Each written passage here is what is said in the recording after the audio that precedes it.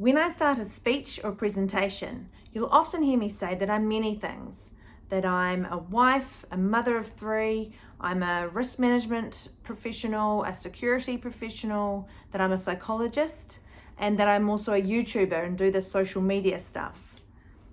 I do that quite purposefully, and in particular when I'm talking to young girls, because I want to try and get across the point that you can be many things, that in life you don't have to choose just one thing and stick to that.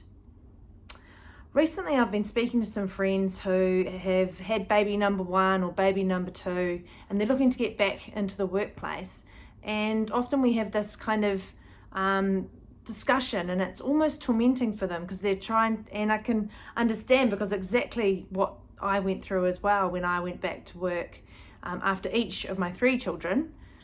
You kind of reassess things and you sort of go, okay, how am I going to handle being a mum and being a worker, a business person? How am I going to balance work and my family life and get it all done and make sure they're all happy and that one doesn't suffer because of the other? And there's kind of this thing in my head each time I've returned to work thinking, do I have to make a choice here? Particularly after baby number 2, it was very much around, wow, there's a lot going on with this now. Do I need to make a choice about whether I actually go back to work at all? And when you're in the thick of that fog of babydom and baby is so young that actually they do need you, it's really hard to appreciate that time they get a little bit more grown, that actually they need a bit more than mum. And they really love playing with friends, and that yes, they can handle being in the care of a carer or a daycare facility. And once you do get to that point and you do go back to work and you've managed to at least get those first 2 weeks over, you start to appreciate that, wow, I actually get a lot of joy from work, and I actually get a lot of joy from being a mother as well.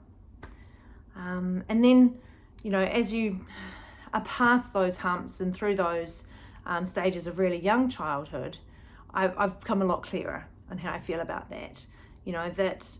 As females or as the sort of parental person in the relationship, if you're lucky enough to have one, is that you don't have to choose. You don't have to choose between family and work.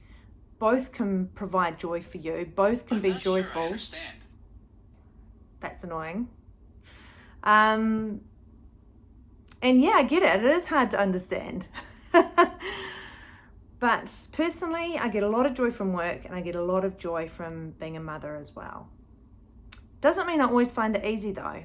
Even in starting my new role with Cordia, I would be constantly find myself trying to explain to people that, how I was going to handle it all.